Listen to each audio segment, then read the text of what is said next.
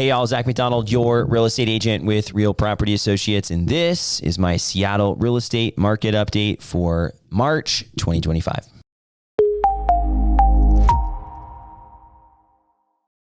Well, another month and another market update for you. We're in almost the spring market here in the Seattle area, and I'd say over the past month and a half, we've been seeing more inventory coming on the market. We've been seeing houses selling faster and for over asking price. We're starting to see people making offers ahead of the offer review date and trying to snag something before it gets all the way to its offer review date. We've also seen some pretty crazy multiple offer scenarios. At the same time, we've seen plenty of houses that are not selling super fast, not selling over asking price, depending on the location in the house. So the housing market has been picking up, seeing more coming on the market, more buyer activity.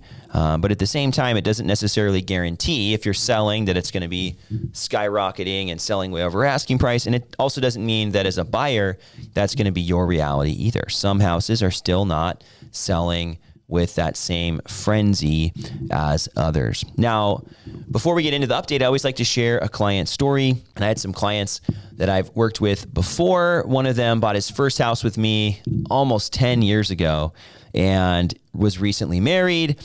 And I got to work with he and his wife to purchase a new house together, which was really fun. And it was a little unique. This house came on the market before Christmas time and the holiday season. The seller pulled it off after putting it on for about a week just to kind of see what would happen. And we were able to go tour it in between the listings and get under contract. It was a week plus long negotiation. There's a lot less pressure on the time when the house is off the market. So we were negotiating with them. We said, hey, yeah, sorry, it's not going to work out. And we kind of stuck to our number, and they reached back out to us and said, hey, we've thought about it more. Rather than relisting it, we'd rather just sell it to you guys. So, you know, not every negotiation works out like that. That's more of a typical heading into the winter negotiation, right? Where it's a little less competitive. Right now, it seems that we're back into, hey, there's multiple offers, put in your best foot forward. What are you willing to pay over asking price? What contingencies are you willing to remove? In this case, just a few months back, we were able to make it through in a different way where we were able to negotiate the price down and have a little bit more favorable terms versus the alternative here in the current market where it's a little bit more competitive. So for those that are in this scenario where it's starting to get a little bit more competitive, I want to encourage you that that is really normal for this time of year.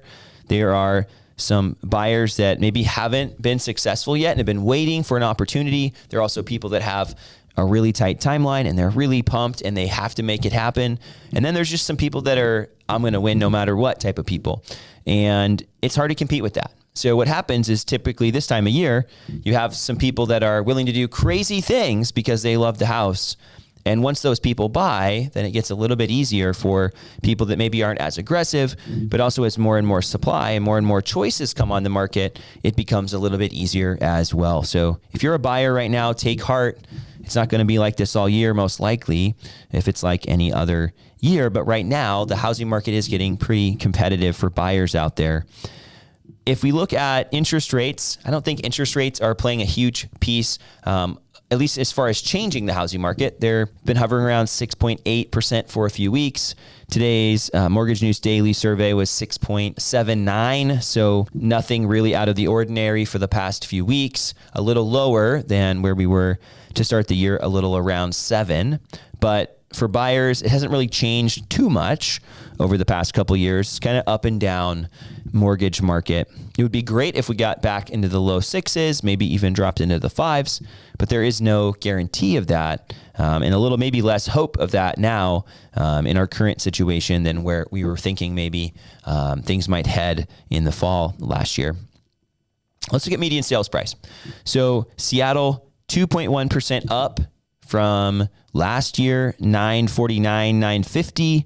Bellevue's median sales price, 7% up, 1,862,500.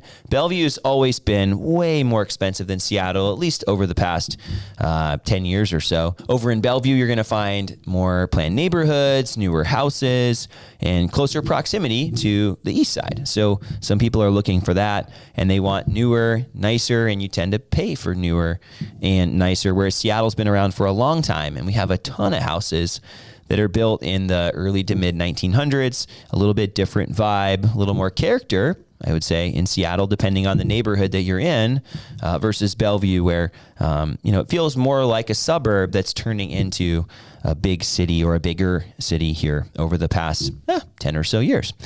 Now, if we look at median sales price trends here over the past couple years, we're seeing an uptick in Bellevue more substantially because Bellevue's median sales price, Bellevue's prices in general, fell off quite a bit during 2022. Seattle was a little bit more stable, but we're still seeing an uptick in prices here in Seattle as well, albeit a little bit more modestly given the prices. But days on market still pretty quick. So Seattle, median days on market 6, Bellevue 5. And looking at King County data as a whole, that's a separate update.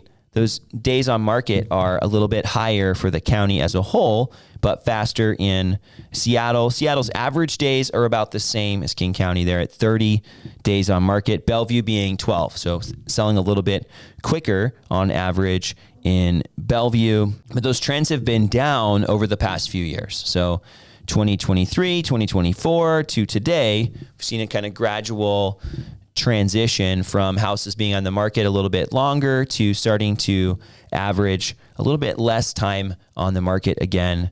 Nothing crazy like 2021 or 2022, or at least earlier in the year yet, but a trend downwards in the time on the market. The amount of the asking price, right, is always a conversation topic. And in 2021 and 2022, we were seeing 10% over asking price and even more in some cases.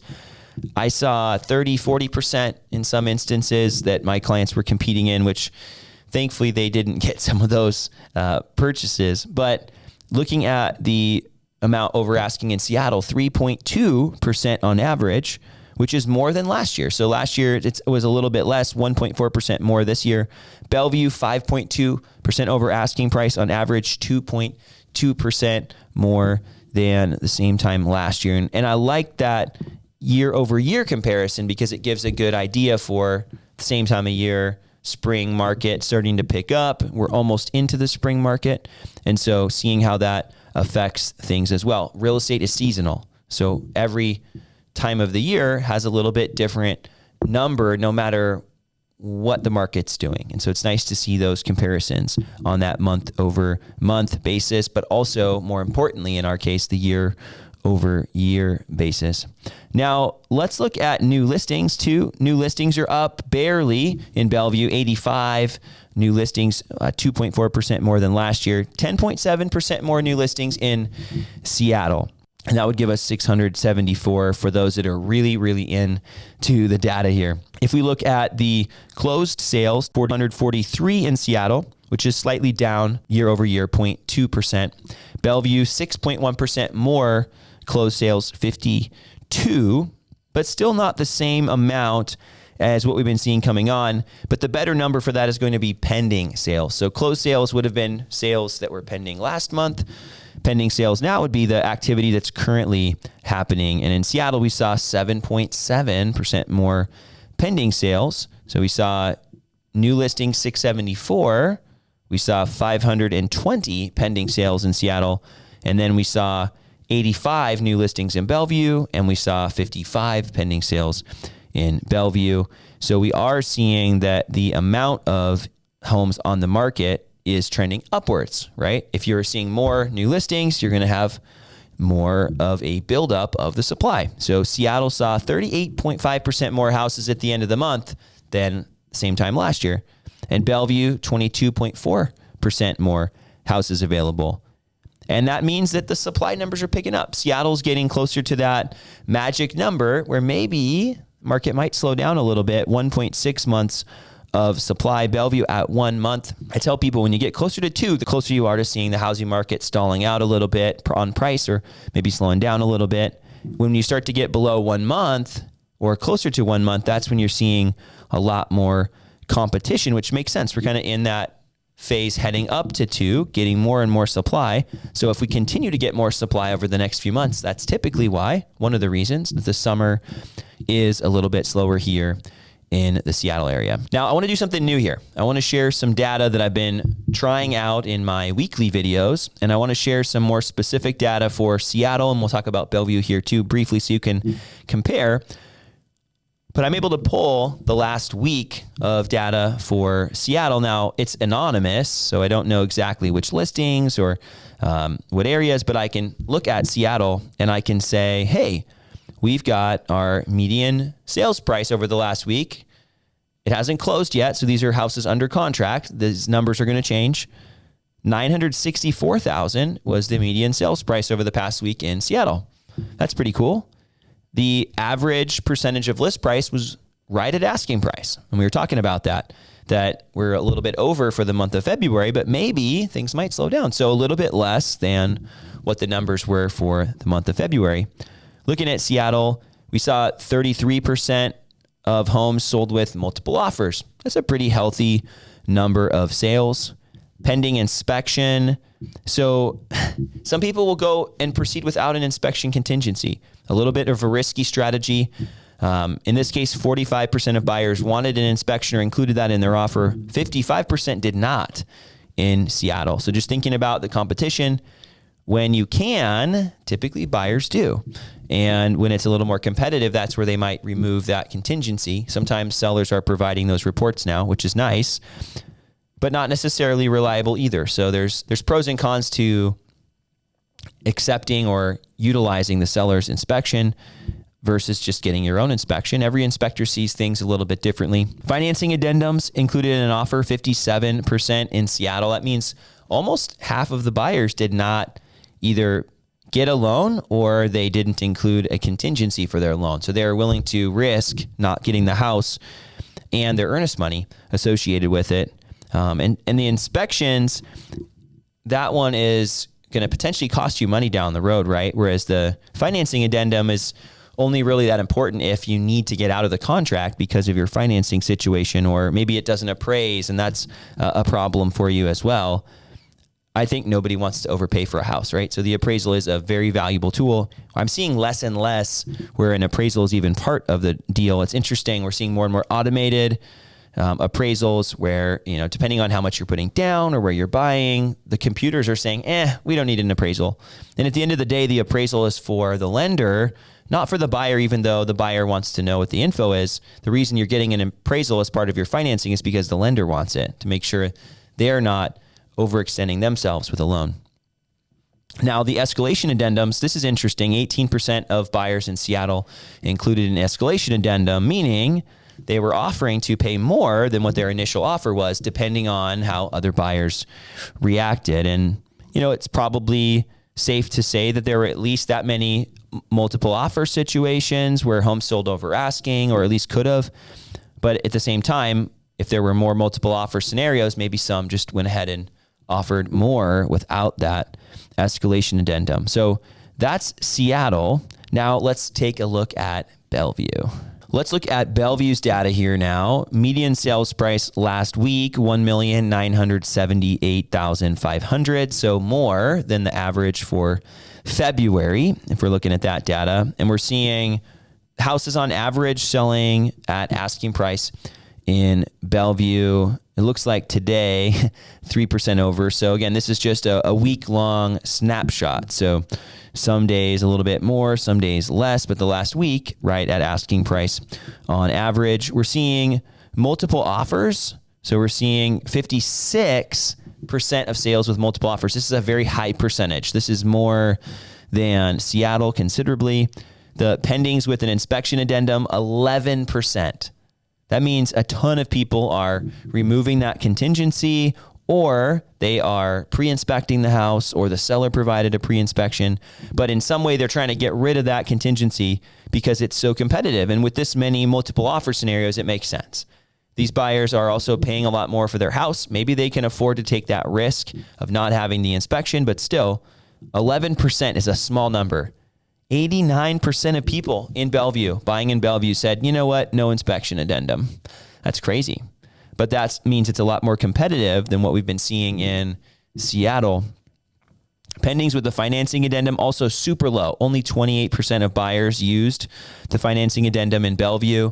The majority of those buyers probably still included financing, but they just said, hey, I'm willing to risk it.